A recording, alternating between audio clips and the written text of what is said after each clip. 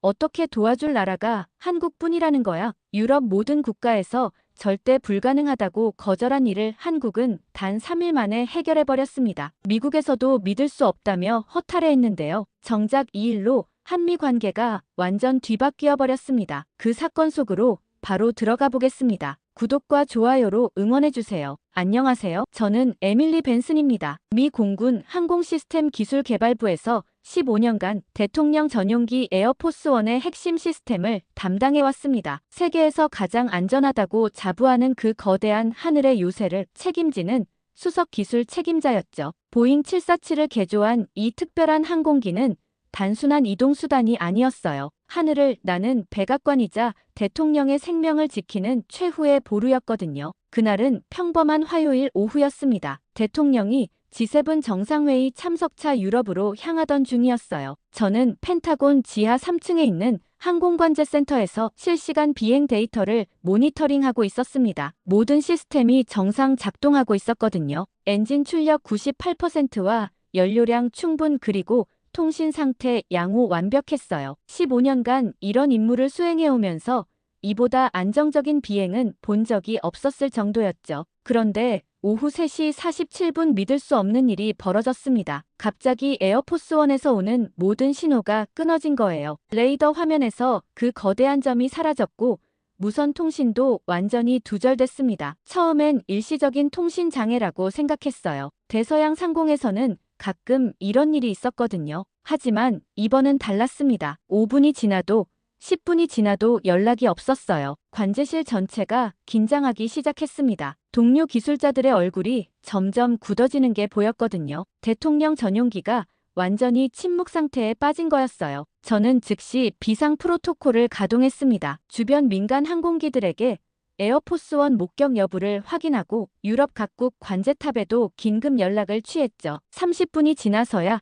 첫 번째 단서를 얻었습니다. 독일 상공을 비행하던 루프트한자 여객기 조종사가 거대한 항공기가 비상 착륙하는 모습을 목격했다고 보고해온 거예요. 위치는 독일 남부 뮌헨 근처의 작은 군사공항이었습니다. 심장이 멎는 줄 알았어요. 15년간 이런 상황을 한 번도 겪어본 적이 없었거든요. 저는 즉시 독일 당국과 연락을 취했고 그들의 확인 결과는 충격적이었습니다. 에어포스원이 정말로 비상 착륙했다는 거였죠. 기장 로버트 밀러 대령은 착륙 직후 모든 내부 시스템이 고장났다고 보고했습니다. 전력과 냉각 그리고 통신 시스템이 모두 먹통이 된 상태였다고 했어요. 더 심각한 건 기장의 다음 보고였습니다. 기내 어디선가 연기가 발생하기 시작했다는 거였거든요. 다행히 대통령과 수행원들은 모두 무사했지만 에어포스원은 완전히 무력화된 상태였습니다. 세계에서 가장 안전하다는 그 전용기가 하늘에서 갑자기 멈춰버린 거죠. 백악관은 즉시 비상회의를 소집했고 저는 긴급히 독일로 출발 명령을 받았습니다. 현장에서 직접 상황을 파악해야 했거든요. 비행기 안에서도 계속 생각했어요. 도대체 무슨 일이 일어난 건지 이해할 수 없었습니다. 에어포스원에는 3중, 4중 안전장치가 있는데 어떻게 모든 시스템이 동시에 고장날 수 있었을까요? 제가 직접 점검했던 시스템들이었는데 말이에요. 독일에 도착하는 순간부터 심상치 않은 분위기가 느껴졌어요. 람슈타인 공군기지 전체가 비상경계 상태였거든요. 활주로 곳곳에 무장한 경비병들이 배치되어 있었고 헬기들이 계속 뜨고 내렸습니다. 그런데 정작 에어포스원은 활주로 끝에 유령선처럼 조용히 서 있을 뿐이었어요. 평소라면 기체 곳곳에서 나오는 희미한 불빛들이 보여야 하는데 완전히 깜깜했습니다. 기지 사령관 제임스 톰슨 준장이 달려와 저를 맞았는데 그의 얼굴이 창백했어요. 30년 공군 경력의 베테랑이 이렇게 당황하는 모습은 처음 봤습니다. 톰슨 준장은 떨리는 목소리로 상황을 설명했는데 대통령과 수행원들은 안전하게 대피했지만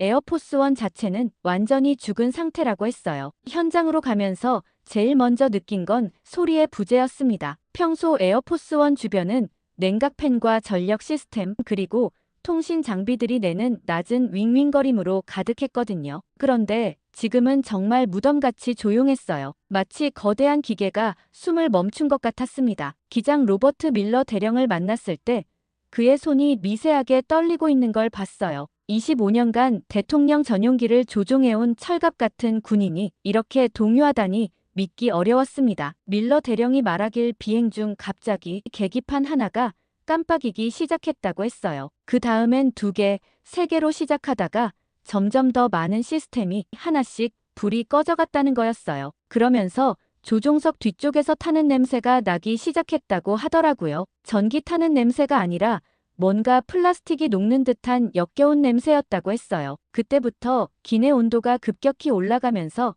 연기가 새어나오기 시작했다는 겁니다. 참담한 마음으로 기체 안으로 들어가는 순간 전율이 일었어요. 평소 웅장하게 울리던 환기 시스템 소리도 희미한 전자음도 아무것도 들리지 않았거든요. 손전등 불빛만이 암흑 속을 비췄습니다. 대통령 집무실을 지나 통신실로 향했는데 모든 장비가 완전히 침묵 상태였어요. 주 전력실에 도착했을 때 저는 정말 숨이 막혔습니다. 15년간 이런 시스템들을 다뤄왔지만 이런 참사는 본 적이 없었어요. 메인 전력 모듈 여러 개가 말 그대로 녹아서 뒤틀어져 있었거든요. 마치 거대한 용광로에 들어갔다 나온 것처럼 회로 기판들이 변형되어 있었습니다. 특수팀 리더 마크 데이비스 중령과 함께 손상 범위를 조사하기 시작했는데 갈수록 절망적이었어요. 단순히 전력 시스템만 고장난 게 아니었거든요. 통신 장비와 항법 시스템 심지어 기내 환경 제어 시스템까지 연쇄적으로 망가져 있었어요. 데이비스 중령도 25년 군 경력 동안 이런 사례는 처음이라며 고개를 저었습니다. 그런데 정말 기괴했던 건 손상 패턴이었어요. 어떤 장비는 완전히 녹아내렸는데 바로 30cm 옆에 있는 비슷한 장비는 멀쩡했거든요. 마치 누군가 정확히 골라서 파괴한 것 같았습니다. 논리적으로 도저히 설명이 안 되는 상황이었어요. 밤늦게까지 임시 조명을 설치하고 정밀 점검을 했지만 갈수록 암담했습니다. 교체해야 할 핵심 부품들이 수십 개였고 이런 특수 군사 모듈들은 오직 미국 본토 특수시설에서만 제조되는 것들이었거든요. 최소 18일은 걸릴 상황이었습니다. 상황 파악이 끝나자마자 본격적인 손상 진단에 들어갔습니다. 워싱턴에서 급파된 최고 기술 전문가들과 백악관 보안팀까지 합류해서 에어포스원을 완전히 해부하기 시작했어요. 저는 15년간 이 시스템들을 손바닥 보듯 알고 있다고 자부했는데 막상 이런 대규모 손상을 마주하니 당황스러웠습니다. 우선 메인 파워 유닛부터 해체해보자고 제안하고 막 유닛을 뜯었습니다. 그런데 저는 충격을 받을 수밖에 없었어요. 내부 회로가 완전히 용해되어 있었거든요. 단순한 과부하가 아니라 마치 극한의 고온에 노출된 것 같았습니다. 온도계로 측정해보니 일반적인 전기 화재로는 절대 나올 수 없는 수준이었어요. 뭔가 다른 요인이 작용했다는 걸 직감했습니다. 게다가 모듈을 살펴보니 회로 기판의 특정 부분만 선택적으로 손상되어 있었거든요. 마치 누군가 정확히 그 부분만 골라서 파괴한 것 같았습니다. 이런 패턴은 일반적인 전기적 고장으로는 설명이 안 되는 거였어요. 너무 이상했죠. 워싱턴에서 온 전문가들도 똑같은 반응이었습니다. 항공전자 전문가 로버트 체이스 박사는 30년 경력 동안 이런 손상은 본 적이 없다고 했어요. 특히 냉각 시스템의 손상 패턴이 이해할 수 없다는 거였습니다. 냉각액이 완전히 증발해버렸는데 배관은 멀쩡했거든요. 백악관 보안팀장 마이클 로스는 더욱 심각한 가능성을 제기했어요. 외부 공격의 가능성을 배제할 수 없다는 거였습니다. 특히 전자기파 무기나 사이버 공격일 가능성이 높다고 했어요. 하지만 그렇다면 왜 이렇게 선택적으로 손상되었는지에 대해서는 설명이 어려웠습니다. 그리고 이 부분에 대해선 보안팀에서 더 자세히 알아보기로 했죠. 그런데 문제는 따로 있었어요. 핵심적인 MK7 통합 제어 모듈이 완전히 파괴된 거였습니다. 이 모듈은 에어포스원의 모든 중요 시스템을 통제하는 두뇌 같은 존재였어요. 전력 배분부터 통신과 항법 심지어 기내 환경까지 모든 걸 관리하는 초정밀 장비였거든요. 이 모듈의 교체가 얼마나 까다로운지 아는 사람은 저를 포함해 몇 명 안 됐어요. 군사기밀 최고 등급의 부품이라 제조사조차 제한되어 있었거든요. 오직 록히드 마틴의 특수시설에서만 만들어지는 거였고 주문부터 납품까지 최소 3주는 걸렸습니다. 더 큰 문제는 이 모듈 없이는 에어포스원이 절대 비행할 수 없다는 거였어요. 다른 부품들은 어떻게든 임시 방편이라도 있었는데 이건 대체제가 없었습니다. 설령 다른 모든 시스템을 고쳐도 이 모듈이 없으면 그냥 거대한 철덩어리일 뿐이었거든요. 펜타곤과 긴급 화상회의를 했을 때 분위기는 정말 무겁했어요. 국방장관 제임스 매티스도 직접 참석했는데 그의 표정이 심각했습니다. 최소 18일은 걸린다는 제 보고를 듣고 난 후 한동안 침묵이 흘렀어요. 대통령이 독일에 18일이나 머물 수는 없는 노릇이었거든요. 그래서 급하게 다른 대안을 모색하기 시작했습니다. 유럽 사령관 스카파로티 대장이 주도해서 유럽 내 동맹국들에게 긴급 지원을 요청했어요. 영국과 프랑스 그리고 독일 또 이탈리아 등 주요 나토 회원국들에게 에어포스원 수리 지원이 가능한지 의견을 구하기로 했죠. 하지만 결과는 실망스러웠어요. 영국 항공우주산업체들은 미군 특수장비에 대한 기술 자료가 없어서 불가능하다고 했습니다. 프랑스의 에어버스도 마찬가지였고요. 독일 정부는 협조 의사는 있다고 했지만 실제 기술적 지원은 어렵다는 입장이었어요. 이탈리아 역시 피네메카니카에서 군용 항공기 정비 경험이 있긴 하지만 에어포스원 같은 특수 개조 기체는 경험이 없다며 손을 들었어요. 심지어 일본과 호주까지 연락해봤지만 모두 비슷한 반응이었습니다. 기술적으로 너무 복잡하고 군사기밀 문제로 접근이 어렵다는 거였어요. 결국 그 어느 나라도 나서는 곳이 없었습니다. 모두들 동맹국으로서 도우려는 의지는 있었지만 실제로는 불가능하다는 현실적인 판단이었어요. 정말 막막한 상황이었습니다. 그때 놀라운 제안이 나왔습니다. 합참의장 조셉 덤포드 대장이 한국항공우주 전문가팀에서 지원 의사를 타전해왔다는 거였어요. 한국항공우주산업에서 에어포스원 수리를 돕겠다고 나선 거였습니다. 처음엔 농담인 줄 알았어요. 한국이 우리 대통령 전용기를 고칠 수 있다는 게 믿어지지 않았거든요. 물론 한국의 항공 기술이 뛰어나다는 건 알고 있었지만 이건 차원이 다른 문제였습니다. 미군 최고 기밀 장비들을 다뤄야 하는 일이었거든요. 더군다나 도면 한 장 없이 어떻게 수리한다는 건지 이해할 수 없었어요. MK7 모듈 같은 건 설계도 없이는 접근조차 불가능한 초정밀 장비였거든요. 하지만 다른 선택지가 없는 상황이었습니다. 18일을 기다릴 수도 없었고 대통령의 안전이 걸린 문제였으니까요. 그렇게 해서 믿기 어려운 결정이 내려졌어요. 한국 기술진을 독일로 급파하기로 한 거였습니다. 한국 기술진 투입 소식이 전해지자 람슈타인 기지 전체가 술렁였어요. 군 고위급 회의실에는 평소 보기 힘든 면면들이 모여들었습니다. 유럽 사령관 커티스 스카파로티 대장부터 공군 작전사령관까지 난리가 났어요. 가장 먼저 반대 목소리를 낸 건 보안팀장 마이클 로스였어요. 그는 에어포스원에 탑재된 기밀 장비들의 보안 등급을 하나씩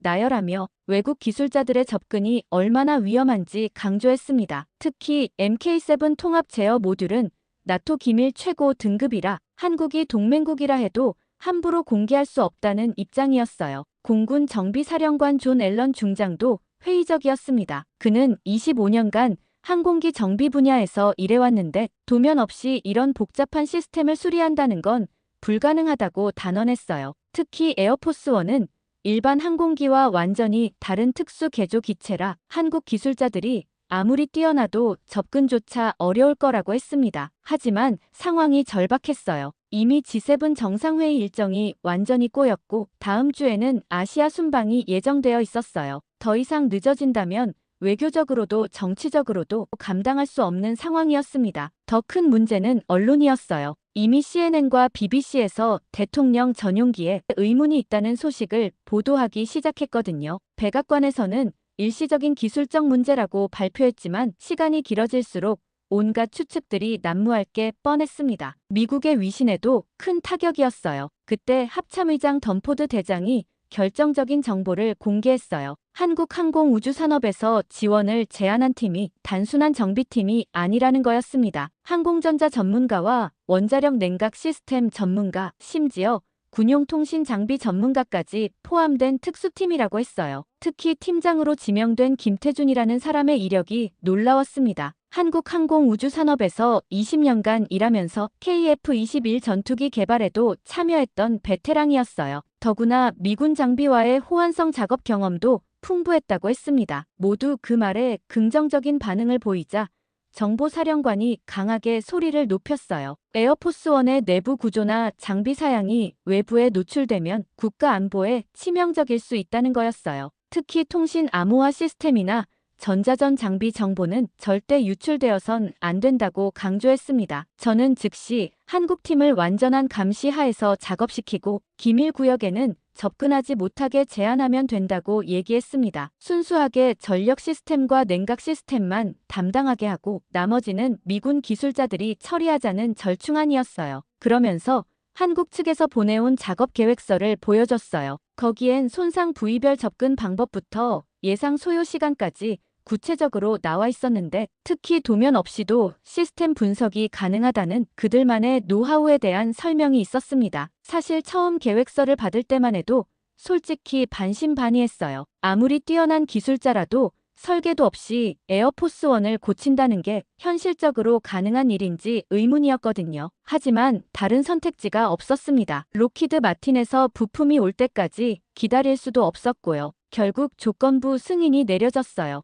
24시간 감시와 기밀구역 접근 금지 그리고 모든 작업 과정 기록이라는 전제하에 한국 기술진의 도움을 받기로 한 거였습니다. 하지만 회의실 분위기는 여전히 무거웠어요. 과연 이 결정이 옳은 건지 아무도 확신하지 못했거든요. 한국 기술진이 도착한 건 그 다음날 새벽이었어요. 군용 수송기에서 내린 3명의 모습은 제가 상상했던 것과 많이 달랐습니다. 근육질의 터프한 기술자들을 기대했는데 실제로는 평범해 보이는 중년 남성들이었거든요. 특히 팀장 김태준은 마치 동네 아저씨 같은 인상이었어요. 하지만 그들이 장비를 내리는 모습을 보면서 뭔가 다르다는 걸 느꼈습니다. 모든 동작이 정확하고 체계적이더라고요. 게다가 가져온 도구들도 특이했어요. 최신식 장비가 아니라 오래되어 보이지만 정성스럽게 관리된 수공구들이 대부분이었습니다. 김태준은 보안이든 뭐 능력이든 걱정되는 건 이해한다면서 필요하다면 모든 작업 과정을 녹화해도 상관없다고 했습니다. 기밀 부분은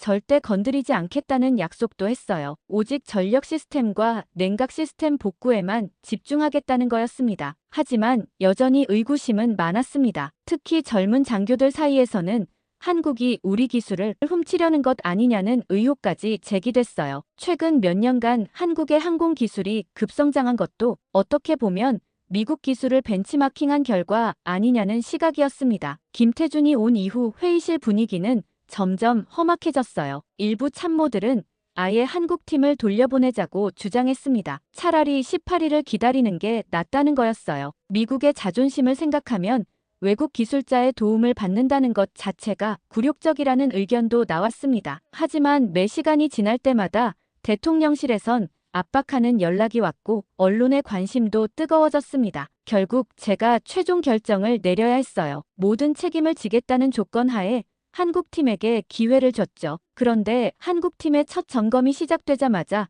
저는 정말 어이가 없었어요. 김태준이 가장 먼저 한 일이 신발을 벗고 에어포스1 내부로 들어가는 거였거든요. 그리고는 바닥에 귀를 대고 뭔가를 듣기 시작했습니다. 마치 의사가 환자 진찰하듯이 기체 곳곳에 청진기 같은 도구를 대고 다녔어요. 더 황당한 건 냄새를 맡는 거였습니다. 손상된 전력 모듈 근처에서 코를 킁킁거리면서 뭔가 메모하더라고요. 15년간 최첨단 계측 장비로 진단해온 저에게는 정말 충격적인 모습이었어요. 이런 원시적인 방법으로 복잡한 항공 전자 시스템을 파악할 수 있다는 게 믿어지지 않았거든요. 저는 김태준에게 도대체 뭘 하는 거냐고 따졌어요. 그런데 그의 대답이 더욱 가관이었습니다. 기계가 아픈 곳을 말해준다는 거예요. 열이 나는 부위와 진동이 이상한 곳 그리고 냄새가 다른 곳을 찾고 있다고 했습니다. 정말 농담 같았어요. 항공전자 전문가 로버트 체이스 박사는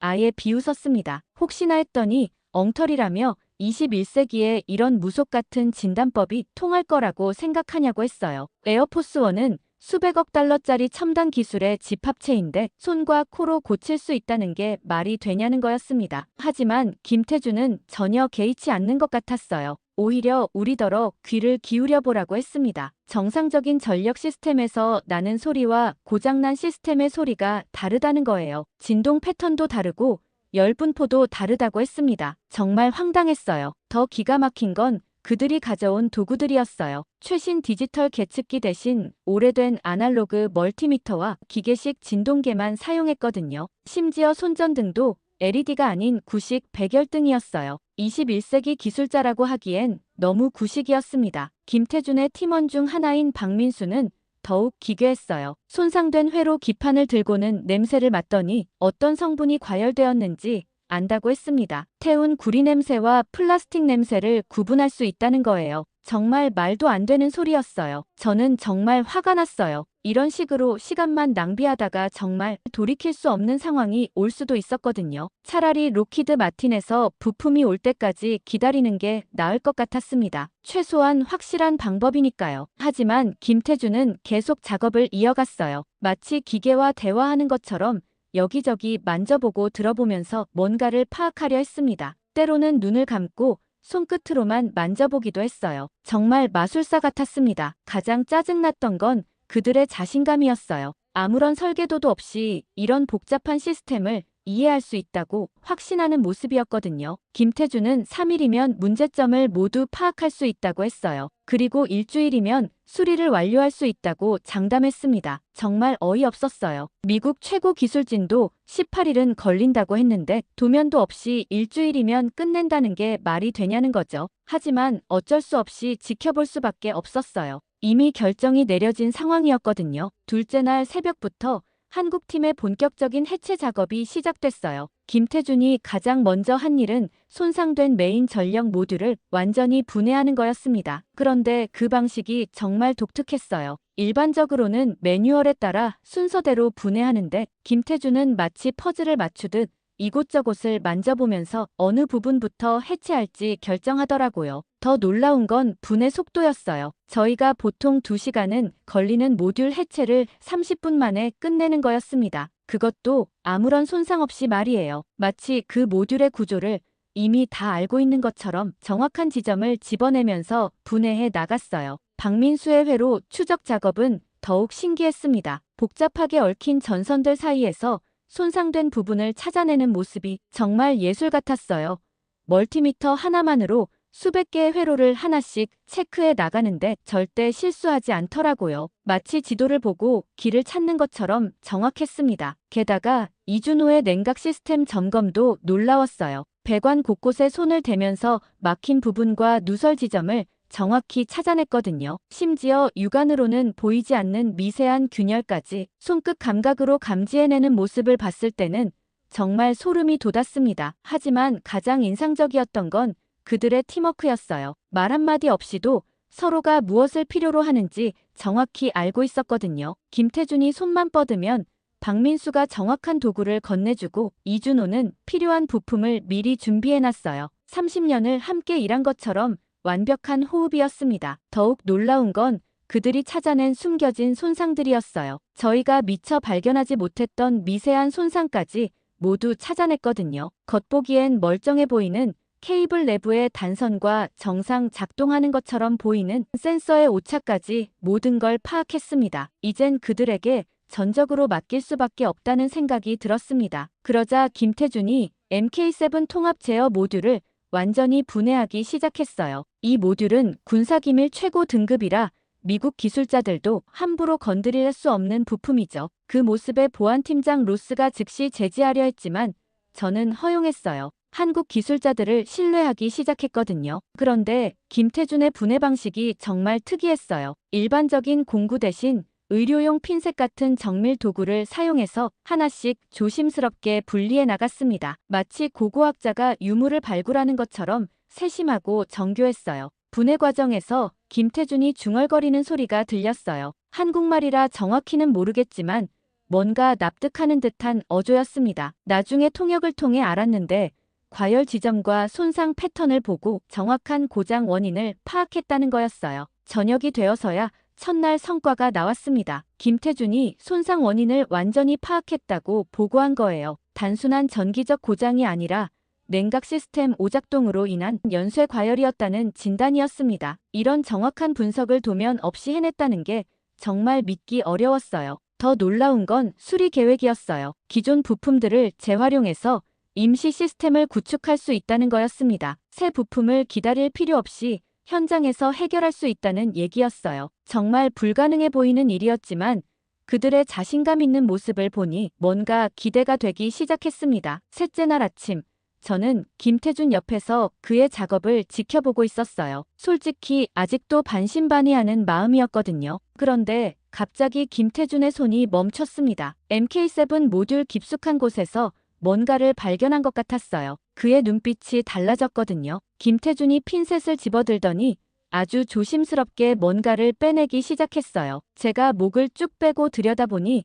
머리카락보다도 가는 전선이었습니다. 그런데 이상했어요. 저는 15년간 이 시스템을 다뤄왔는데 그런 배선은 본 적이 없었거든요. 저도 모르게 김태준에게 물었어요. 그게 뭐냐고. 김태준은 심각한 표정으로 통역사를 통해 대답했습니다. 원래 설계에는 없는 배선 같다고 말했습니다. 더군다나 완전히 타서 수처럼 변해 있다고 했습니다. 그 순간 등골이 오싹해졌어요. 박민수가 급하게 현미경을 가져왔어요. 저도 함께 들여다봤는데 정말 충격적이었습니다. 그 전선 주변으로 미세한 폭발 흔적이 선명하게 보였거든요. 마치 아주 작은 폭탄이 터진 것 같은 패턴이었어요. 이건 절대 우연한 고장이 아니었습니다. 심장이 쿵쾅거리기 시작했어요. 만약 이게 의도적인 거라면 생각만 해도 소름이 돋았습니다. 저는 즉시 무전기를 집어들고 보안팀장 로스를 불렀어요. 목소리가 떨리는 걸 느꼈거든요. 이런 발견이 얼마나 심각한 의미인지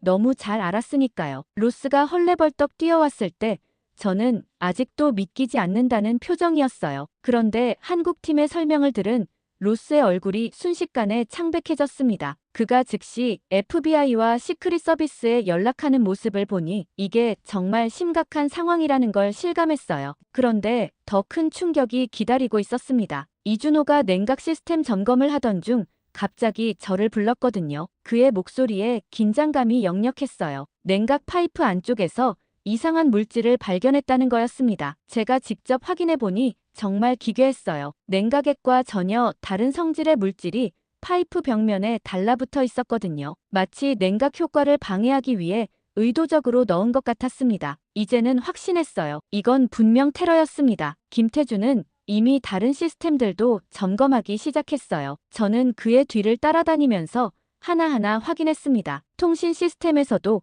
항법 장치에서도 비슷한 흔적들이 발견됐어요. 모두 아주 정교하게 숨겨져 있어서 일반적인 점검으로는 절대 찾을 수 없는 위치였습니다. 가장 소름 끼쳤던 건 그 정교함이었어요. 이런 장치를 설치하려면 에어포스원의 내부 구조를 완벽히 알아야 했거든요. 그것도 아무나 접근할 수 없는 최고 기밀 정보 말이에요. 도대체 누가 이런 일을 벌인 건지 머릿속이 복잡해졌습니다. FBI 수사관들이 도착했을 때 저는 아직도 떨리는 손으로 증거물들을 정리하고 있었어요. 수사관들의 분석 결과는 더욱 충격적이었습니다. 이런 소형 파괴 장치는 국가급 기술력이 있어야 만들 수 있다는 거였어요. 개인이나 일반 테러 조직의 소행이 아니라는 뜻이었습니다. 그때 정말 끔찍한 사실을 깨달았어요. 이 장치들이 비행 중에 작동하도록 설계되어 있다는 거였습니다. 만약 김태준의 팀이 발견하지 못했다면 대통령이 탑승한 상태에서 어떤 일이 벌어졌을지 상상하기도 싫었어요. 그 순간 김태준을 바라보는 제 시선이 완전히 달라졌습니다. 처음엔 의심스러웠던 그들의 감각적 진단법이 첨단 장비로도 찾지 못한 테러 흔적을 발견해낸 거였거든요. 정말 믿기 어려운 일이었어요. 그 시간 이후 FBI 수사관들이 현장을 장악했습니다. 람슈타인 기지 전체가 봉쇄되고 에어포스원 주변에는 경계선이 쳐졌습니다. 저도 15년간 이런 일은 처음 겪어봤어요. 단순한 기술적 고장이 국가안보 사건으로 변한 거였거든요. 수사팀장 제시카 헌트 요원이 도착했을 때 그녀의 첫 질문은 의외였어요. 누가 에어포스원에 접근할 수 있었는지가 아니라 한국팀이 어떻게 이런 흔적을 발견했느냐는 거였습니다. 저는 솔직히 대답할 수밖에 없었어요. 우리 미국 기술진도 못 찾은 걸 그들이 찾아냈다고 말이에요. 김태준과 그의 팀은 갑자기 증인이자 영웅이 되었습니다. 하지만 동시에 의심의 대상이기도 했어요. 헌트 요원은 한국팀이 이런 테러 흔적을 너무 쉽게 찾아낸 게 의심스럽다고 했거든요. 마치 미리 알고 있었던 것처럼 보인다는 거였어요. 저는 그 말을 듣고 화가 났어요. 김태준 팀이 아니었다면 이런 끔찍한 음모를 영원히 모르고 지나갔을 텐데 오히려 의심받는다는 게 말이 안 됐거든요. 하지만 헌트 요원의 입장에서는 당연한 의심이었을 거예요. 너무 우연의 일치가 많았으니까요. 더욱 복잡해진 건 테러 장치들의 분석 결과였어요. FBI 과학수사팀이 가져온 첨단 장비로 분석해보니 정말 정교한 기술이었습니다. 특히 타이밍 장치가 놀라웠어요. 비행 고도와 속도를 감지해서 가장 위험한 순간에 작동하도록 설계되어 있었거든요. 게다가 분석 결과 이 장치들이 설치된 지 최소 6개월은 됐다는 거였습니다. 그동안 대통령이 몇 번이나 에어포스원에 탑승했는데 언제든 사고가 날 수 있었던 거예요. 정말 아찔한 일이었습니다. 헌트 요원은 접근 가능한 모든 인원을 조사하기 시작했어요. 정비팀과 보급팀 그리고 청소팀까지 에어포스원에 손댈 수 있었던 모든 사람들이 대상이었습니다. 저도 물론 조사받았어요. 15년간 성실하게 일해왔는데 갑자기 용의자 취급받으니 기분이 이상했거든요. 더 심각한 건 내부자 소행일 가능성이었어요. 이런 정교한 테러를 하려면 에어포스원의 내부 구조를 완벽히 알아야 했거든요. 그런 정보에 접근할 수 있는 사람은 제한되어 있었습니다. 결국 우리 중 누군가가 배신자라는 뜻이었어요. 김태준은 여전히 자신의 일에 집중하고 있었어요. 테러 장치들을 모두 제거한 후 본격적인 수리 작업을 계속하고 있었습니다. 하지만 이제는 FBI 요원들이 모든 작업을 감시하고 있었어요. 그의 모든 동작이 기록되고 있었거든요. 테러 발견 이후 이틀째 되는 날, 정말 예상치 못한 일이 벌어졌어요. 김태준이 갑자기 제게 와서 이상한 부탁을 했거든요. 에어포스원 경납고 바닥을 자세히 살펴보고 싶다는 거였습니다. 처음엔 무슨 소리인지 이해가 안 갔어요. 김태준은 통역사를 통해 설명했어요. 테러 장치를 설치하려면 상당한 시간이 필요했을 텐데 그 흔적이 어딘가 남아있을 거라는 거였습니다. 특히 바닥에 떨어진 작은 부품이나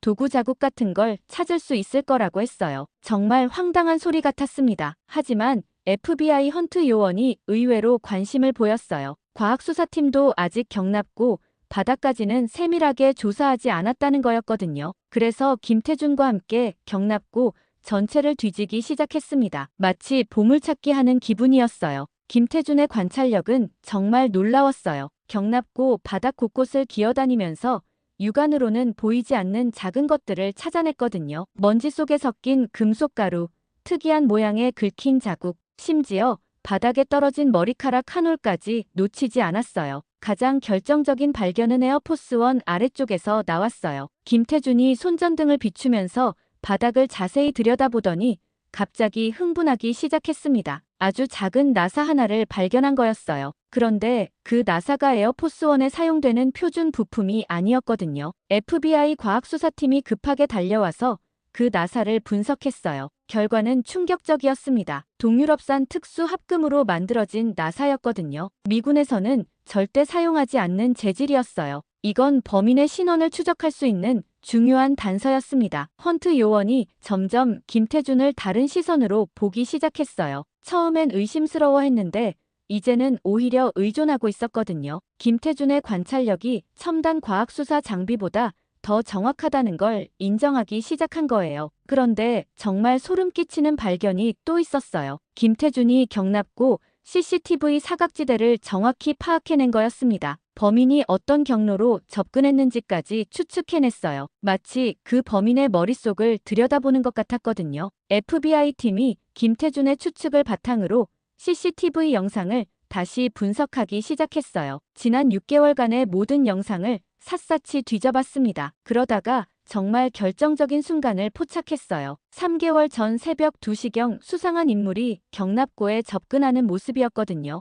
그 인물은 정비팀 유니폼을 입고 있었지만 뭔가 이상했어요. 걸음걸이나 행동이 평소 정비팀과 달랐거든요. 더 중요한 건 그가 들고 있던 도구 가방이었어요. 일반 정비 도구와는 다른 특수 장비들이 보였거든요. 헌트 요원이 흥분하기 시작했어요. 드디어 범인의 실체를 잡을 수 있는 단서를 찾은 것 같았습니다. 하지만 그 인물의 얼굴은 모자와 마스크로 가려져 있어서 신원 확인이 어려웠어요. 그래도 체형이나 행동 패턴으로는 추적이 가능할 것 같았습니다. 그 와중에도 김태준은 여전히 에어포스원의 수리에도 집중하고 있었어요. 그렇게 CCTV 영상 분석이 본격화된 지 이틀째 드디어 결정적인 단서가 나왔어요. FBI 영상 분석팀이 그 수상한 인물의 걸음걸이를 정밀 분석한 결과 특이한 패턴을 발견한 거였습니다. 왼쪽 다리를 살짝 절뚝거리는 모습이 포착됐거든요. 이건 신원 확인의 중요한 단서가 될 수 있었어요. 헌트 요원이 즉시 람슈타인 기지 내 모든 인원의 의료 기록을 조회하기 시작했어요. 다리 부상 병력이 있는 사람들을 전부 찾아내는 거였습니다. 금방 해결될 거라 생각했지만 아니었어요. 생각보다 많은 사람들이 해당됐거든요. 군인들은 훈련 중 부상이 잦으니까 당연한 일이었죠. 그런데 김태준이 또 다른 관점을 제시했어요. 단순히 다리 부상자를 찾는 게 아니라 그 걸음걸이의 특성을 더 자세히 분석해 보자는 거였습니다. 김태준은 의외로 사람의 행동 패턴 관찰에도 뛰어났어요. 30년간 기계를 다루면서 미세한 변화를 감지하는 능력이 사람에게도 적용되는 것 같았거든요. 김태준과 함께 CCTV 영상을 다시 돌려보면서 저도 점점 그 인물의 특징을 파악하기 시작했어요. 걸음걸이뿐만 아니라 어깨의 기울기, 고개를 돌리는 습관, 심지어 도구를 다루는 방식까지 모든 게 독특했거든요. 마치 그 사람만의 고유한 서명 같았어요. 가장 결정적이었던 건 그 인물이 도구 가방을 여는 방식이었어요. 일반적으로는 지퍼를 양손으로 잡아당기는데 이 사람은 한 손으로만 열더라고요. 그것도 아주 능숙하게 말이에요. 이런 습관은 오래된 버릇이라 쉽게 바뀌지 않을 거였습니다. FBI 팀이 이런 특징들을 종합해서 기지 내 인원들을 하나씩 대조하기 시작했어요. 하지만 쉽지 않았습니다. 람슈타인 기지에는 수천 명의 인원이 있었거든요. 게다가 범인이 기지 밖에서 침입한 외부인일 가능성도 배제할 수 없었어요. 그런데 셋째 날 아침, 정말 극적인 순간이 왔어요. 김태준이 갑자기 제게 달려와서 뭔가 중요한 걸 발견했다고 했거든요. 경납고 근처에서 작업하고 있던 정비팀 중 한 명의 행동이 수상하다는 거였어요. 그 사람이 김태준의 시선을 의식하고 있다는 느낌을 받았다는 겁니다. 저는 처음엔 김태준의 직감을 믿기 어려웠어요. 하지만 그가 지금까지 보여준 놀라운 관찰력을 생각하면 무시할 수도 없었거든요. 그래서 헌트 요원에게 조심스럽게 보고했습니다. 혹시 모르니 그 정비사를 주의 깊게 관찰해보자고 말이에요. 그 정비사의 이름은 마이클 톰슨이었어요. 5년 전부터 람슈타인 기지에서 일해온 베테랑이었습니다. 평소에는 성실하고 조용한 성격으로 알려져 있었어요. 그런데 최근 들어 조금 이상한 행동을 보인다는 동료들의 증언이 나오기 시작했거든요. 헌트 요원이 톰슨의 개인 기록을 자세히 조사해봤더니 흥미로운 사실들이 드러났어요. 2년 전 오토바이 사고로 왼쪽 무릎에 부상을 입었다는 의료 기록이 있었거든요. 게다가 그는 전자공학을 전공했어서 정교한 장치를 만들 능력도 충분했어요. 더 결정적이었던 건 그의 최근 금융 기록이었어요. 3개월 전부터 갑자기 큰 돈이 들어오기 시작했거든요. 정비사 월급으로는 설명할 수 없는 금액이었어요. 누군가에게 돈을 받고 일을 했다는 정황이 뚜렷했습니다. 김태준은 여전히 톰슨을 관찰하고 있었어요. 그리고 마침내 결정적인 순간을 포착했습니다. 톰슨이 도구 가방을 열 때 CCTV 영상 속 인물과 똑같은 방식을 사용하는 걸 본 거였어요. 한 손으로만 지퍼를 여는 특이한 습관 말이에요. 그리고 헌트 요원도 이제 확신하기 시작했어요. 모든 정황상 톰슨이 범인일 가능성이 높다는 거였습니다. 하지만 확실한 증거가 필요했어요. 단순한 추측만으로는 체포할 수 없었거든요. 그래서 비밀리에 톰슨을 감시하기 시작했습니다. 아무래도 테러가 예상대로 되지 않았으니 분명 추가적인 움직임이 있을 거라 생각했거든요. 그렇게 톰슨 감시 작전이 시작된 지 이틀째 드디어 그가 움직이기 시작했어요. 밤 11시경 톰슨이 기지 내 자신의 숙소에서 나와 이상한 행동을 보이기 시작한 거였습니다. 평소와 달리 두리번거리면서 주변을 경계하는 모습이 역력했어요. 헌트 요원과 저는 멀리서 그를 미행했어요. 톰슨은 경납고 반대편에 있는 통신시설 쪽으로 향하고 있었습니다. 그런데 그가 가는 길이 묘했어요. CCTV 사각지대만 골라서 움직이고 있었거든요. 이미 기지 내 감시망을 파악하고 있다는 뜻이었어요. 김태준도 우리와 함께 있었는데 그의 관찰력이 또 한 번 빛을 발했어요. 톰슨이 들고 있는 가방이 평소와 다르다는 걸 알아챈 거였습니다. 더 두껍고 무거워 보였거든요. 분명 뭔가 특별한 장비가 들어있을 거였어요. 톰슨이 통신시설 뒤편 어두운 곳에 도착했을 때 정말 놀라운 일이 벌어졌어요. 갑자기 다른 사람이 나타난 거였습니다. 키가 크고 마른 체형의 남자였는데 군복이 아닌 민간인 복장이었어요. 기지 밖에서 온 외부인 같았습니다. 두 사람이 만나서 뭔가를 주고받는 모습이 보였어요. 톰슨이 가방에서 뭔가를 꺼내주더니 그 남자가 봉투 하나를 건네줬습니다. 돈 거래가 이루어지고 있는 게 분명했어요. 드디어 결정적인 증거를 잡았죠. 헌트 요원이 체포 신호를 보내려는 순간 김태준이 제 팔을 잡으며 기다리라고 했어요. 뭔가 더 중요한 게 있을 거라는 눈빛이었습니다. 과연 김태준의 예상대로 그 남자가 입을 열기 시작했어요. 비록 멀어서 정확한 내용은 들을 수 없었지만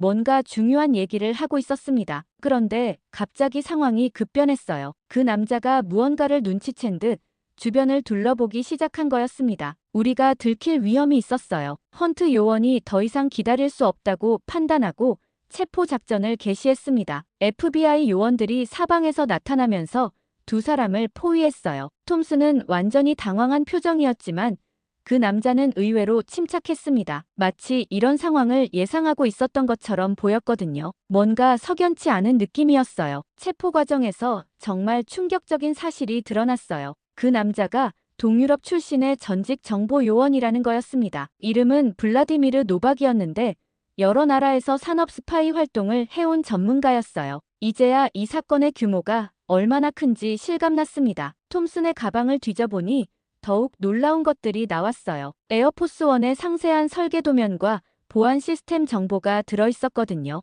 이런 기밀 자료를 어떻게 입수했는지 상상도 안 됐어요. 내부에 또 다른 협력자가 있다는 뜻일 수도 있었습니다. 그렇게 노박의 신문이 시작됐고 더욱 충격적인 진실이 밝혀졌어요. 이번 테러가 단순한 테러가 아니라 어떤 국가의 지시를 받은 작전이라는 거였습니다. 대통령을 직접 암살하려는 게 아니라 미국의 위신을 떨어뜨리려는 목적이었다고 했어요. 그들은 에어포스원이 고장나서 대통령이 다른 나라에 발목 잡히는 상황을 만들어서 미국의 국제적 영향력을 약화시키려 했다는 거였습니다. 정말 치밀하고 악독한 계획이었어요. 하지만 한국이 금세 문제를 해결하러 왔으니 계획이 틀어졌던 거죠. 그런데 톰슨은 완전히 무너져 버렸어요. 자신이 거대한 음모의 일부였다는 걸 뒤늦게 깨달은 거였습니다. 처음엔 단순히 돈벌이라고 생각했는데 이렇게 심각한 일이 될 줄 몰랐다고 했어요. 하지만 이미 돌이킬 수 없는 상황이었습니다. 범인들을 체포한 후에도 사건은 완전히 끝나지 않았어요.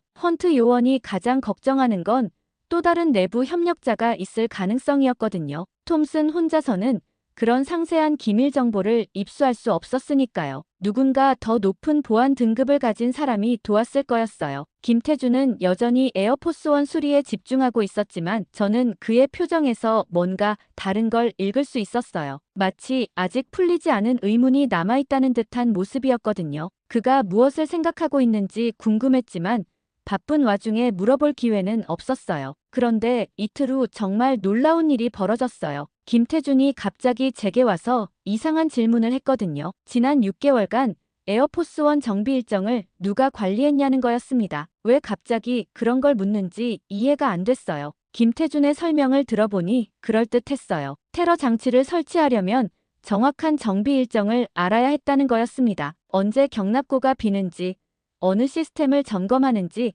미리 파악해야 들키지 않고 작업할 수 있었거든요. 저는 즉시 정비 일정 관리 담당자를 확인해 봤어요. 그런데 충격적인 사실을 발견했습니다. 정비 일정을 총괄 관리하는 사람이 바로 제 직속 상관인 잭 라이언 대령이었거든요. 15년간 함께 일해온 사람이었는데 설마 그가 배신자일 리는 없었어요. 하지만 김태준은 더 구체적인 의문을 제기했어요. 라이언 대령이 최근 들어 행동 패턴이 바뀌었는지 확인해 보라는 거였습니다. 평소와 다른 습관이나 새로운 관심사가 생겼는지 말이에요. 저는 처음엔 말도 안 된다고 생각했지만 한번 생각해 보기로 했어요. 곰곰 생각해 보니 정말 이상한 점들이 있었어요. 라이언 대령이 최근 몇 달간 유독 에어포스원 정비 현장에 자주 나타났거든요. 평소에는 사무실에서 서류 작업만 하던 사람이 갑자기 현장에 관심을 보이기 시작한 거였어요. 더 의심스러운 건 그의 질문들이었어요. 특정 시스템의 구조나 보안 절차에 대해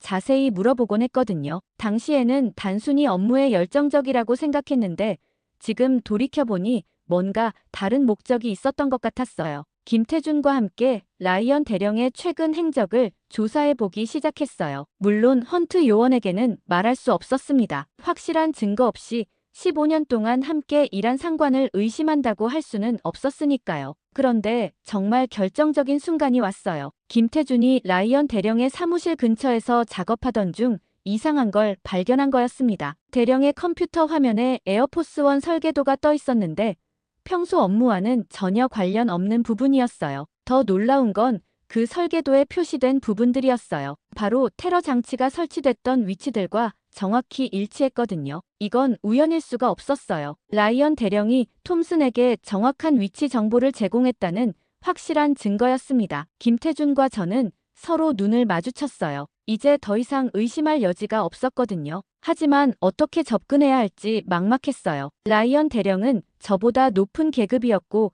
기지 내에서 상당한 영향력을 가진 사람이었거든요. 이해하기 어려웠어요. 도대체 왜 이런 일을 벌인 건지 궁금했죠. 그리고 헌트 요원에게 이 사실을 알려야만 했습니다. 라이언 대령과의 대면을 준비하면서 제 마음은 정말 복잡했어요. 15년 동안 아버지 같았던 사람을 배신자로 고발해야 한다는 게 믿기지 않았거든요. 김태준은 제 심정을 이해하는 듯 조용히 옆에서 지켜봐 주었습니다. 헌트 요원에게 상황을 보고한 후 우리가 먼저 접촉해보고 싶다고 얘기했어요. 라이언 대령을 바로 체포하는 대신 그가 자백하도록 유도해보기로 한 거였습니다. 헌트 요원은 저희 계획을 수락했습니다. 혹시 더 큰 배후가 있을 수 있으니까 모든 정보를 얻어내는 게 중요하다고 생각했거든요. 그날 오후 저는 평소처럼 라이언 대령에게 업무 보고를 하러 갔어요. 하지만 이번엔 김태준도 함께였습니다. 에어포스원 수리 진행 상황을 설명한다는 명목이었거든요. 대령의 반응을 지켜보려고 했어요. 라이언 대령은 처음엔 평소와 다름없어 보였어요. 하지만 김태준이 테러 장치 발견 과정을 자세히 설명하기 시작하자 그의 표정이 미묘하게 변하기 시작했습니다. 특히 장치들의 정확한 위치를 언급할 때 눈빛이 흔들렸어요. 가장 결정적인 순간은 김태준이 내부 협력자의 존재를 언급했을 때였어요. 누군가 상세한 기밀 정보를 제공했을 거라고 하자 라이언 대령의 손이 살짝 떨리는 걸 봤거든요. 이제 확신했죠. 정말 그가 배신자였던 거예요. 그때 김태준의 말 한마디 한마디가 라이언 대령을 압박했습니다. 직접적으로 추궁하는 대신 테러가 얼마나 정교했는지 내부 정보 없이는 불가능한 일이었다고 계속 강조했거든요. 그 말 한마디 한마디에 라이언 대령이 점점 불안해하는 모습이 역력했어요. 자꾸 시계를 보면서 안절부절 못하더라고요. 그러다가 갑자기 입을 열었습니다. 모든 게 끝났다는 듯이 체념한 표정으로 말이에요. 대령의 고백은 정말 충격적이었어요.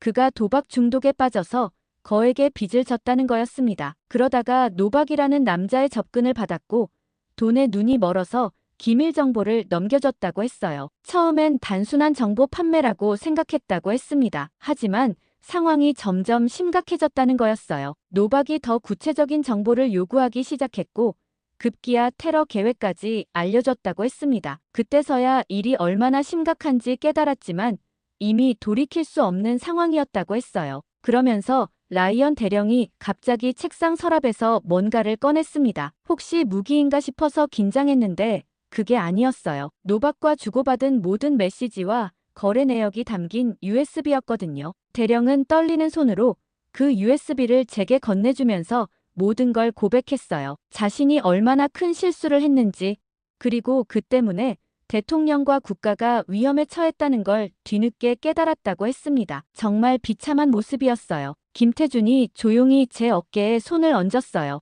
이런 상황에서도 따뜻한 위로를 해주는 그의 모습에 감동받았거든요. 동시에 헌트 요원이 사무실로 들어와서 라이언 대령을 체포했습니다. 15년간의 동료 관계가 그렇게 끝나는 순간이었어요. USB 분석 결과는 더욱 충격적이었어요. 노박의 배후에는 정말로 어떤 국가의 정보기관이 있었고 이번 작전은 미국의 위신을 떨어뜨리려는 장기적 계획의 일부였다는 거였습니다. 라이언 대령은 그들에게 이용당한 것뿐이었어요. 가장 안타까웠던 건 대령의 가족이었어요. 아무것도 모르는 부인과 대학생 딸이 갑자기 아버지가 반역자가 되어버린 상황을 맞게 된 거였거든요. 개인의 욕심이 얼마나 많은 사람들에게 상처를 주는지 실감했습니다. 이제 모든 진실이 밝혀졌어요. 하지만 아직 끝나지 않은 일이 남아 있었습니다. 에어포스원 수리를 완료해서 대통령을 안전하게 본국으로 모셔야 했거든요. 하지만 시간은 정말 촉박했어요.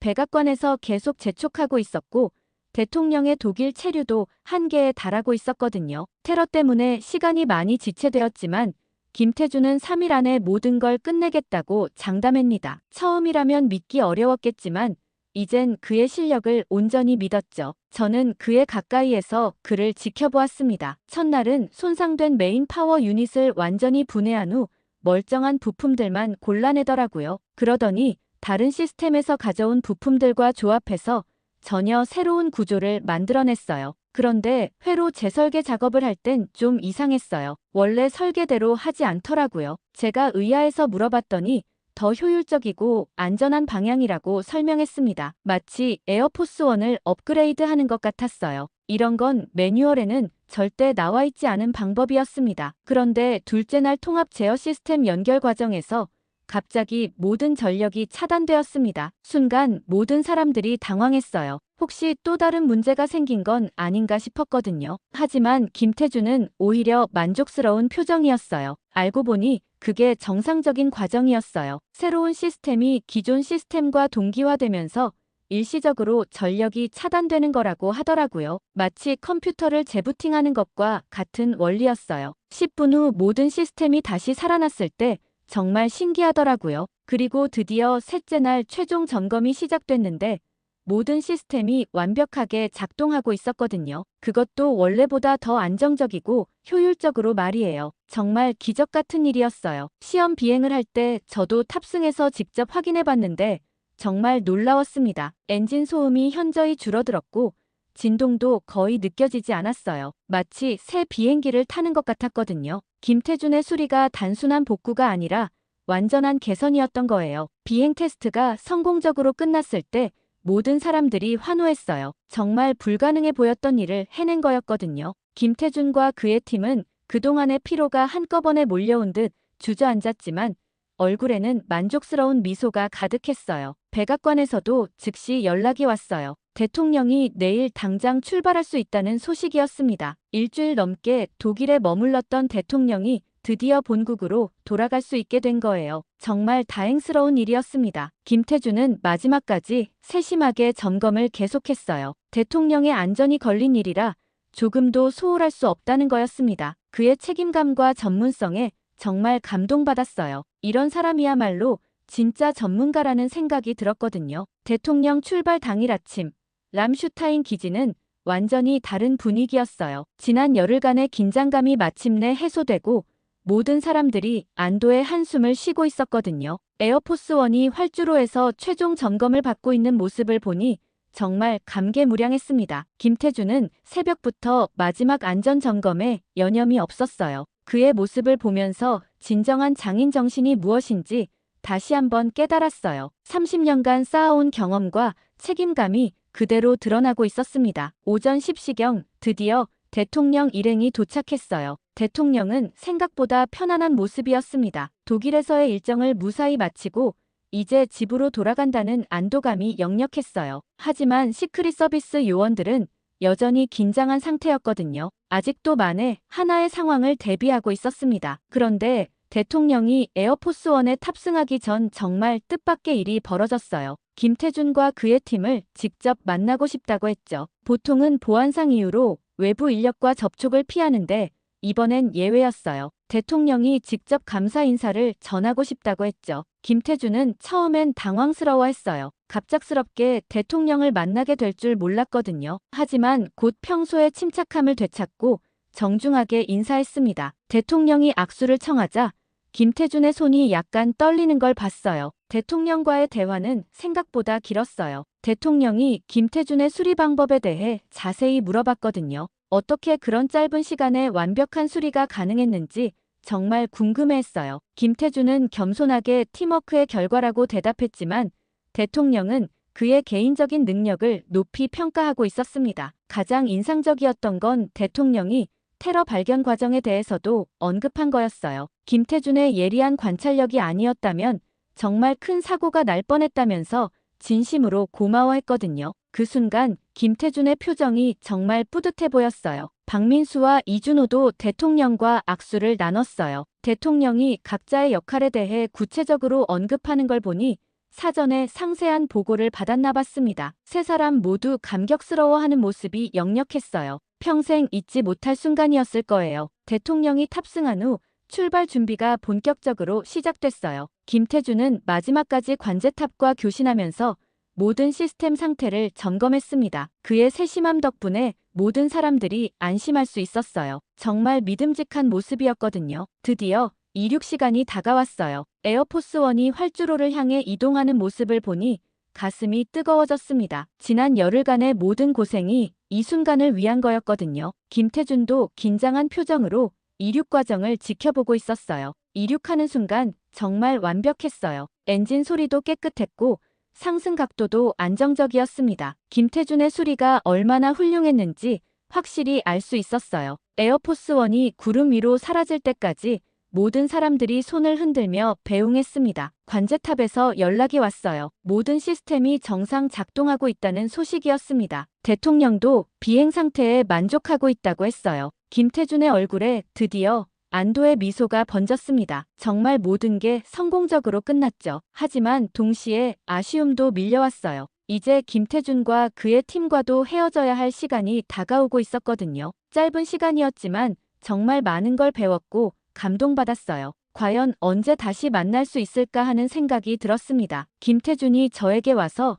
마지막 인사를 했어요. 함께 일할 수 있어서 영광이었다면서 진심 어린 감사를 표했습니다. 저도 정말 고마웠다고 대답했지만 뭔가 더 많은 말을 하고 싶었어요. 하지만 그 순간의 감동은 말로 다 표현할 수 없었습니다.